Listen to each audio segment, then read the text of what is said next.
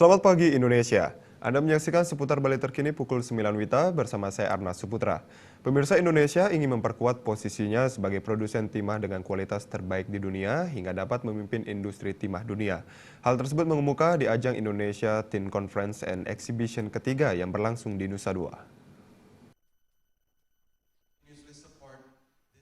Konferensi dan pameran kali ini bertema Navigating Indonesia Becoming the Global Leader in Tin Industry yang akan memperkuat posisi Indonesia dalam kancah perdagangan global melalui sektor industri timah.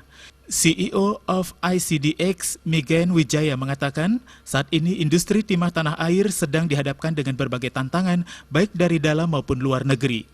Meski demikian, optimis Indonesia bisa menjawab berbagai tantangan yang ada, menjadikan Indonesia sebagai pemain kunci dan penentu harga timah dunia.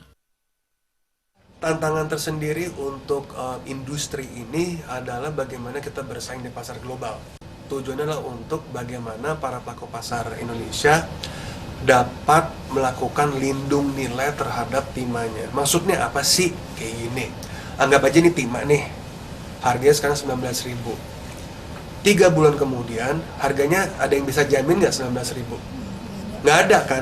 Otomatis saya harus hedging dong. Mau nggak mau harus pakai kontrak derivatif atau kontrak berjangka timah.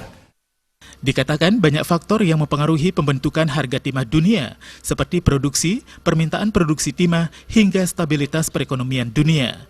Sebagai produsen timah kedua terbesar di dunia, Indonesia memiliki peran yang strategis untuk bisa berkontribusi dalam proses pembentukan harga timah dunia sehingga industri timah Indonesia dapat lebih maju dan menjadi pemimpin di dunia.